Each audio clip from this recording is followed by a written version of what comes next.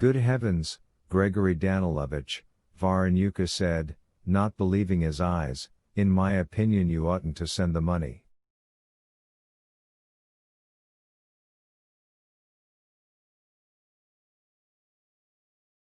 It'll come back, Rimsky replied quietly, but he'll have a hard time explaining this little picnic. And he added, indicating the briefcase to Varanyuka, go, Ivan Savlyevich, don't delay.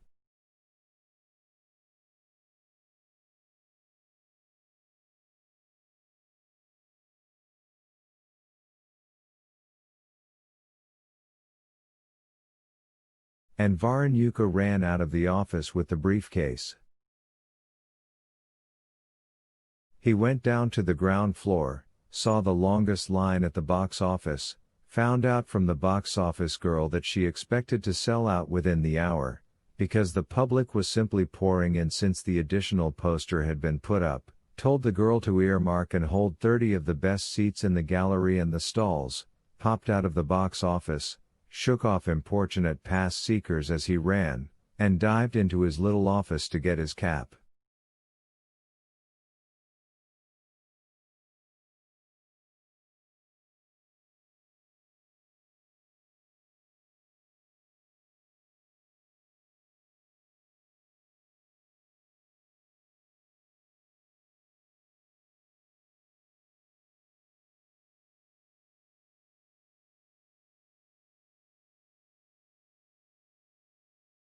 At that moment the telephone rattled.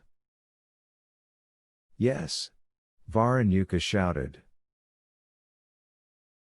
Ivan Savlyevich? The receiver inquired in a most repulsive nasal voice.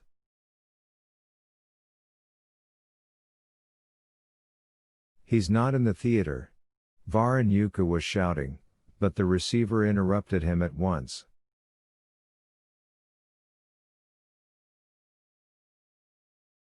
Don't play the fool, Ivan Savlyevich, just listen. Do not take those telegrams anywhere or show them to anyone. Who is this? Varanyuka bellowed. Stop these jokes, citizen.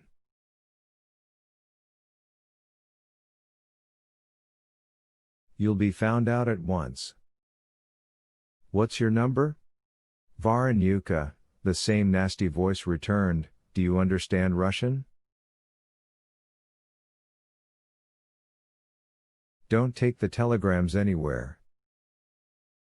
Ah, so you won't stop? The administrator cried furiously. Look out, then.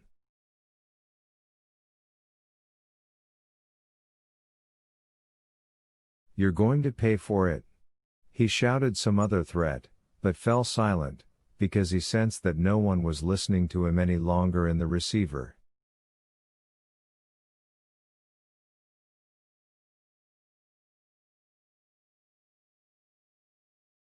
Here it somehow began to grow dark very quickly in his little office.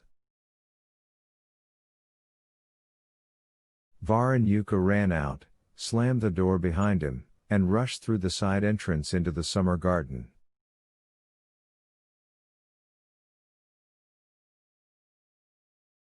The administrator was agitated and full of energy.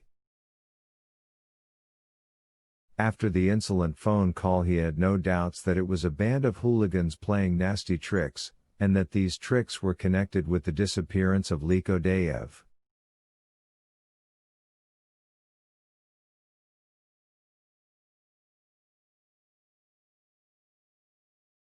The administrator was choking with the desire to expose the malefactors, and, strange as it was, the anticipation of something enjoyable was born in him.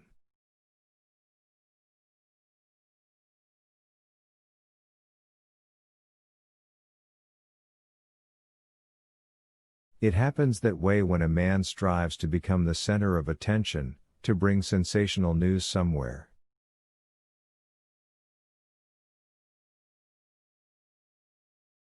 In the garden the wind blew in the administrator's face and flung sand in his eyes, as if blocking his way, as if cautioning him.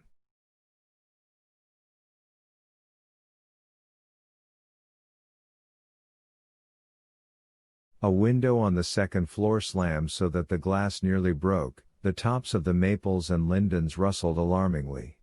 It became darker and colder.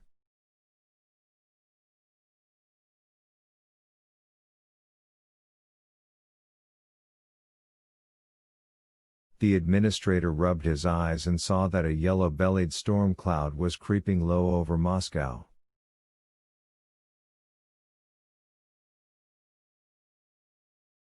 There came a dense, distant rumbling. However great Varanyuka's hurry, an irrepressible desire pulled at him to run over to the summer toilet for a second on his way, to check whether the repairman had put a wire screen over the light bulb.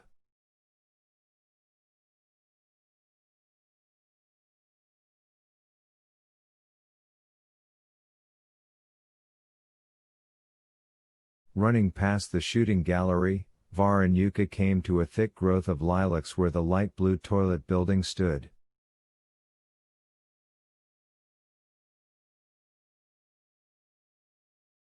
The repairman turned out to be an efficient fellow.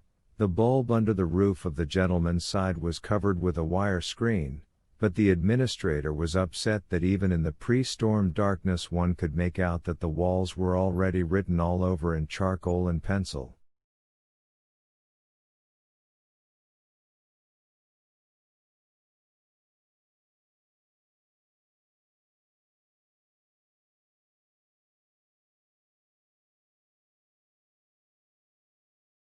Well, what sort of, the administrator began and suddenly heard a voice purring behind him.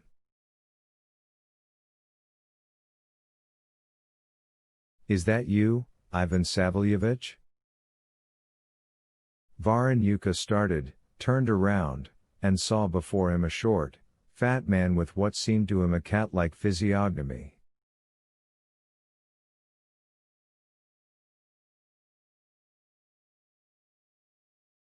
So, it's me, Varanyuka answered hostilely. Very, very glad, the cat-like fat man responded in a squeaky voice and, suddenly swinging his arm, gave Varanyuka such a blow on the ear that the cap flew off the administrator's head and vanished without a trace down the hole in the seat.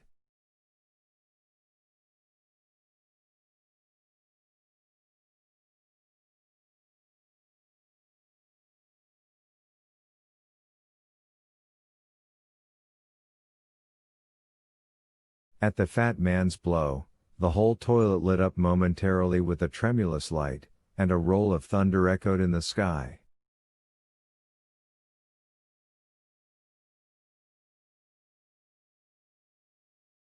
Then came another flash and a second man emerged before the administrator, short, but with athletic shoulders, hair red as fire, albugo in one eye, a fang in his mouth.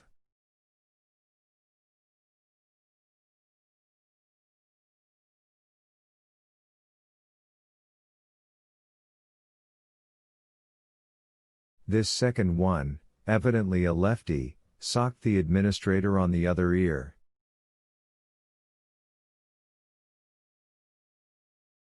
In response there was another roll of thunder in the sky, and rain poured down on the wooden roof of the toilet.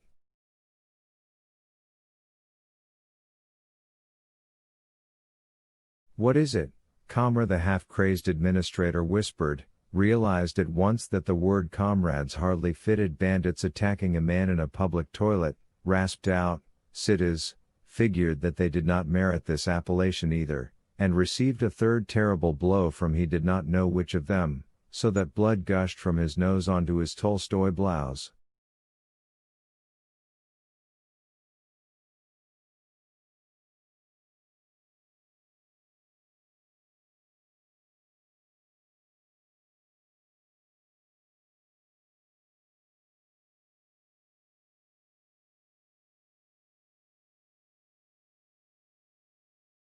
What you got in the briefcase, parasite? The one resembling a cat cried shrilly. Telegrams?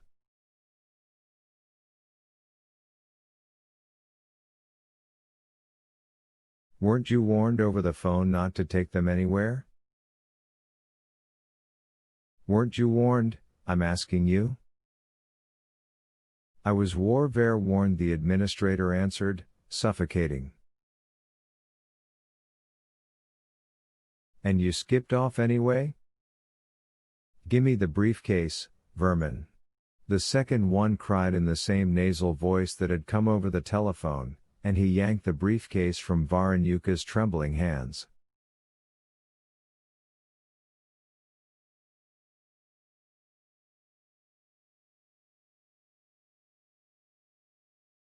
And the two picked the administrator up under the arms, dragged him out of the garden, and raced down Sadovaya with him.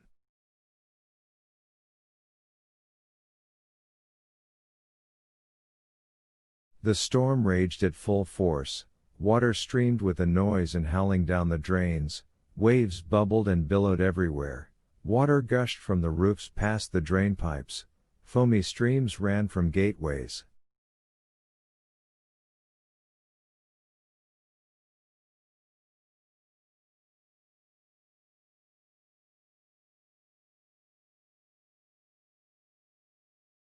Everything living got washed off Sadovaya, and there was no one to save Ivan Savlyevich.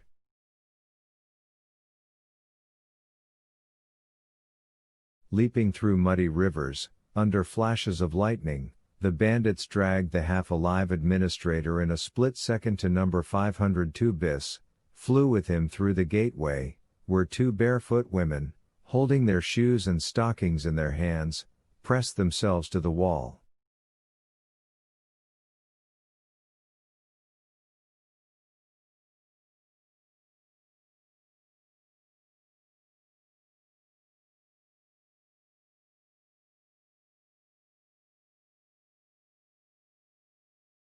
Then they dashed into the sixth entrance, and Varanyuka, nearly insane, was taken up to the fifth floor and thrown down in the semi-dark front hall, so well known to him, of Styopaliko Dayev's apartment.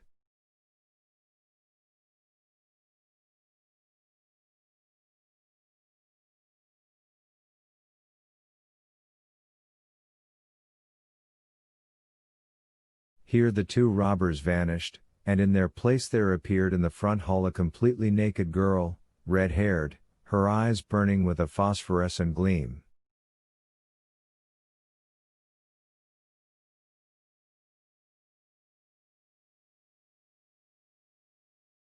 Varanyuka understood that this was the most terrible of all things that had ever happened to him and, moaning, recoiled against the wall.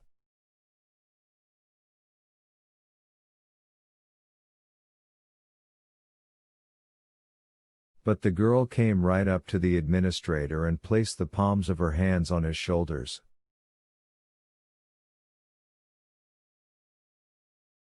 Varanyuka's hair stood on end, because even through the cold, water-soaked cloth of his Tolstoy blouse he could feel that those palms were still colder, that their cold was the cold of ice.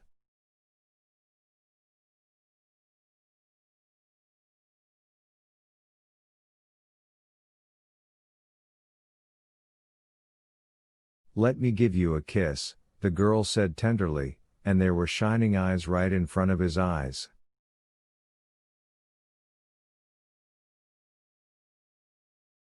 Then Varanyuka fainted and never felt the kiss. Chapter 11. Ivan splits in two. The woods on the opposite bank of the river, still lit up by the May sun an hour earlier, turned dull, smeary, and dissolved.